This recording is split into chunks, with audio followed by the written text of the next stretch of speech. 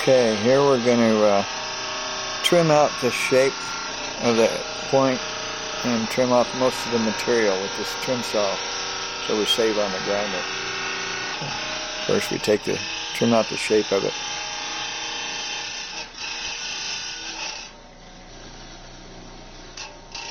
This only takes a few minutes to get the shape of it. It's the trimming off the other material around on the edges that takes the finesse, because you got to turn it up on its edge, and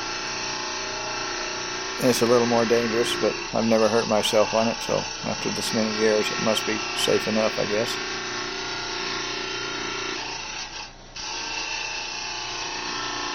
That's a piece of that Mexican rainbow.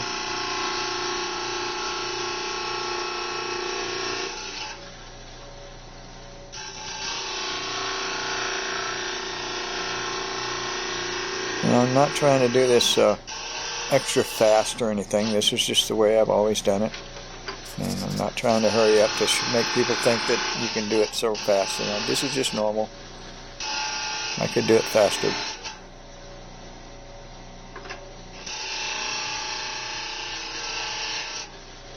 That blade on there is one of those Chinese blades that only cost about $15. And I've been using that one for a couple of years.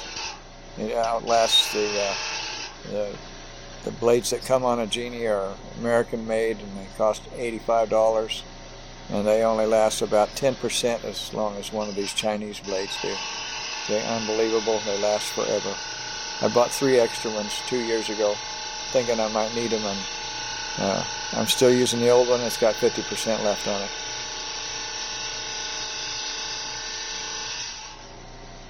You see how I've got it turned up on the edge there. I'm removing most of the material. And since those blades are cheap, your grinding wheels are way more expensive.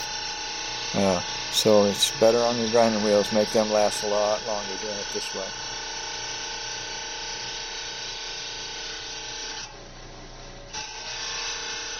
You can remove all this material using the 80 grit wheel, but it takes longer and wears out your wheel.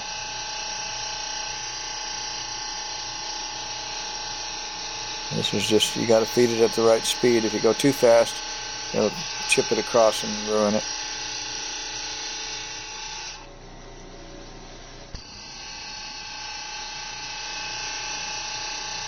Harder stone takes a little bit longer. You got to go a little bit slower,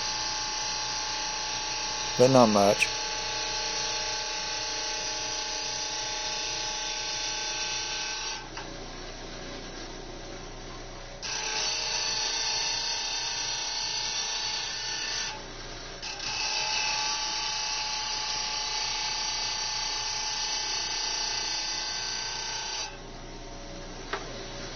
Trim saw done.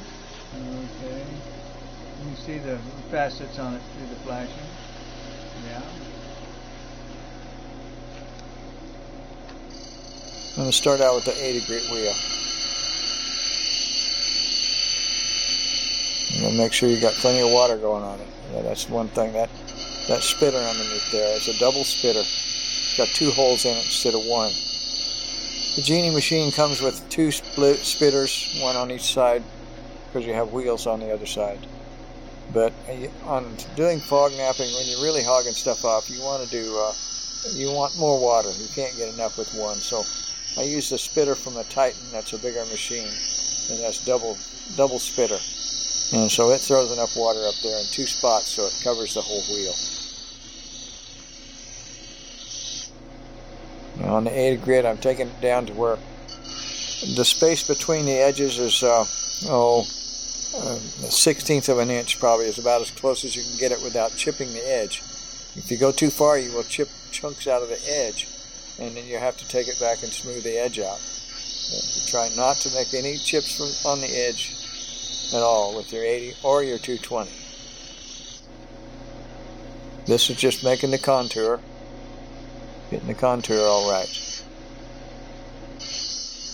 The convexity.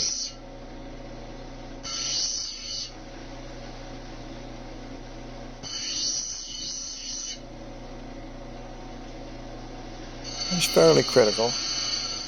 You want the highest place to be right in the middle.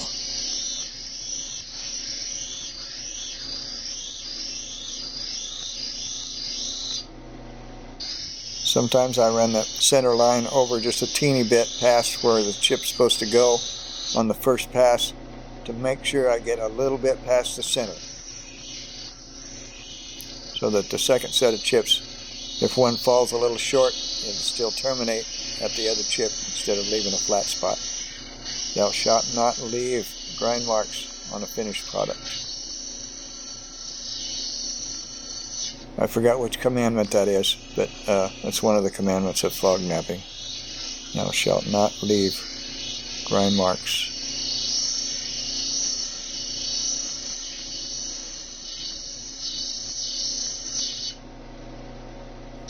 Okay, about got it down to 220. It looks like I may have chipped a little bit on the edge there. And you take that and smooth it all out with 220 anyway. Yeah, there's a nick in the edge. I see it. Right there's where I started. Take that down. Get it perfect smooth on the edge. No chips at all. Okay, now get the shape just right. It's going to be your final shape right there.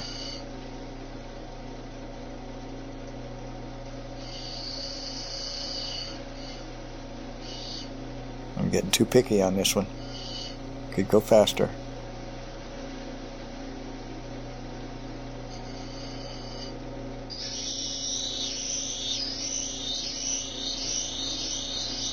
You see that white stuff running down off the front of it there? That's the material and the water and air mixed together. Microscopic bubbles, and if that white gets to be too white, it dries out the wheel. That's the wheel drying out. If you dry out the wheel at all and run it on any dry spot there, it eats the diamonds up real fast. So you try to keep enough water on it to where you don't get it to turn white.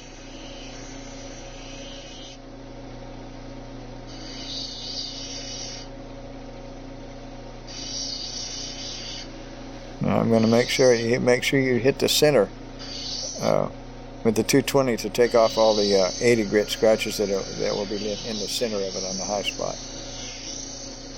Now I'm going to contour it a little bit more and smooth it all out with the 220 grit and take that edge down to about 20 thousandths of an inch wide without chipping it.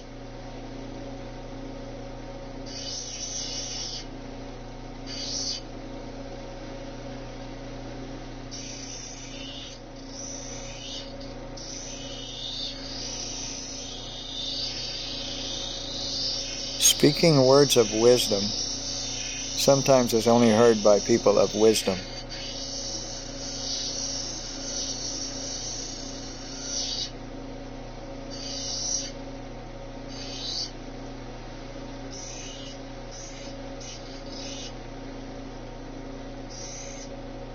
About a month ago I came up with that one. Because so many times I try to speak words of wisdom to people and it goes right over their head. And if they're not wise enough to understand it, then they just don't get it.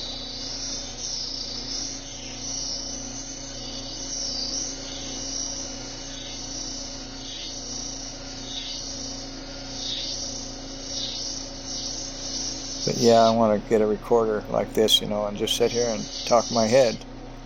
What comes out, comes out. I can edit it later or whatever, or people can listen to the whole thing.